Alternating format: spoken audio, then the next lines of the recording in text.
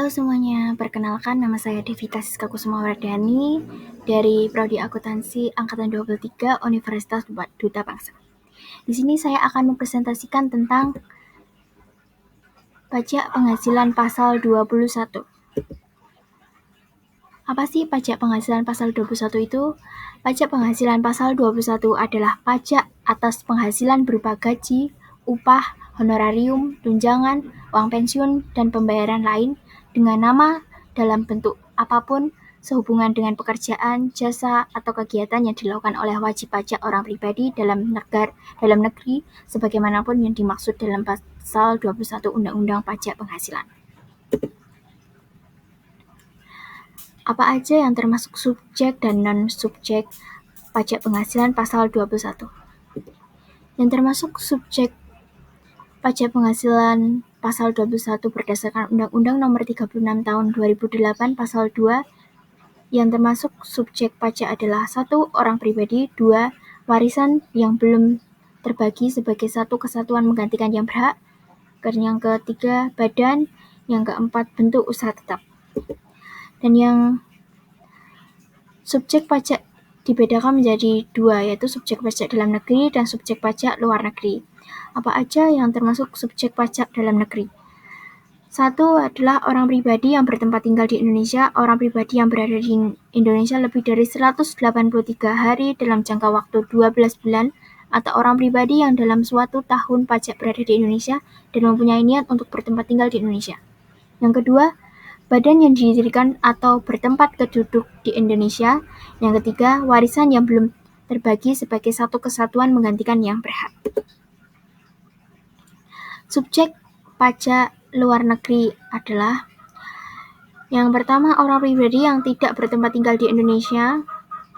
Yang kedua, orang pribadi yang berada di Indonesia tidak lebih dari 183 hari dalam jangka waktu 12 bulan, yang menjalankan usaha atau melakukan kegiatan melalui bentuk usaha tetap di Indonesia.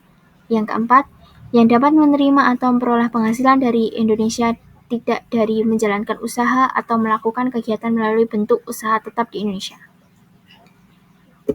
Yang tidak termasuk subjek pajak penghasilan pasal 21 yaitu 1.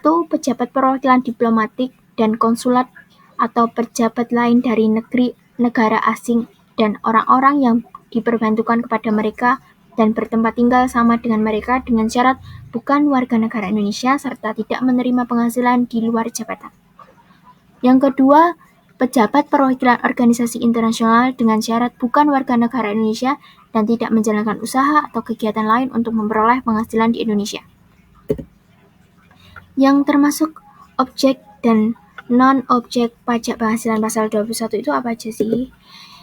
Yang pertama, yang termasuk objek pajak penghasilan pasal 21 yaitu yang menjadi objek pajak adalah penghasilan, yaitu setiap tambahan kemampuan ekonomi yang diterima atau diperoleh wajib pajak, baik yang berasal dari Indonesia maupun dari luar negeri atau luar Indonesia, yang dapat dipakai untuk konsumsi atau untuk menambah kekayaan wajib pajak yang bersangkutan dengan nama dan dalam bentuk apapun. Apa aja sih objeknya? Yaitu 1. Pengganti atau imbalan berkenaan dengan pekerjaan atau jasa yang diterima atau diperoleh, termasuk gaji, upah, tunjangan, honorarium, komisi, bonus, gratifikasi, uang pensiun, atau imbalan dalam bentuk lainnya. Yang kedua, hadiah dari undian atau pekerjaan atau kegiatan dan penghargaan. Yang ketiga, laba usaha. Yang keempat, keuntungan karena penjualan atau karena pengalihan harta. Yang kelima, bunga termasuk premium, diskonto, dan imbalan karena jaminan pengembalian utang. Selanjutnya, dividen dengan nama dan dalam bentuk apapun termasuk dividen dari perusahaan asuransi kepada pemegang polis dan pembagian sisa hasil usaha koperasi. Yang selanjutnya yaitu royalti atau imbalan atas penggunaan hak. Yang selanjutnya sewa dan penghasilan lainnya sehubungan dengan penggunaan harta, penerimaan atau perolehan pembayaran berkala, keuntungan karena pembebasan utang kecuali sampai dengan jumlah tertentu yang ditetapkan dengan peraturan pemerintah. Keuntungan selisih kurs mata uang asing selisih lebih karena penilaian kembali aktiva. Yang terakhir adalah premi asuransi.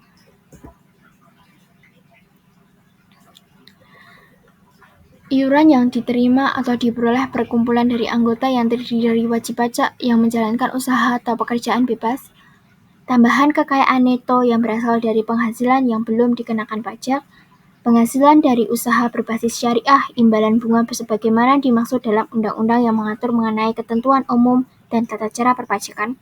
Yang terakhir adalah surplus Bank Indonesia.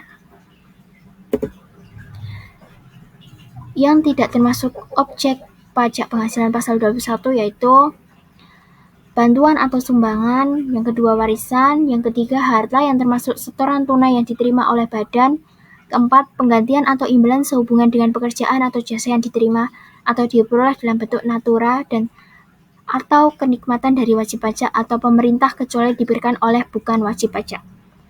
Yang kelima, pembayaran dari perusahaan asuransi kepada orang pribadi sehubungan dengan asuransi kesehatan, asuransi kecelakaan, asuransi jiwa, asuransi dwiguna, dan asuransi beasiswa.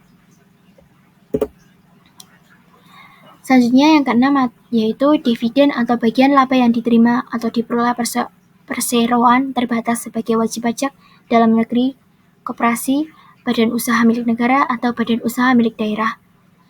Yang ketujuh yaitu iuran yang diterima atau diperoleh dana pensiun yang pendirinya telah disahkan Menteri Keuangan baik yang dibayar oleh pemberi kerja maupun pegawai. Yang kedelapan yaitu penghasilan dari modal yang ditanamkan oleh dana pensiun. Yang terakhir adalah beasiswa. Sekian presentasi dari saya. Jika ada salah kata atau salah penulisan maupun kurang jelasnya penjelasan saya, mohon dimaklumi. Terima kasih semuanya.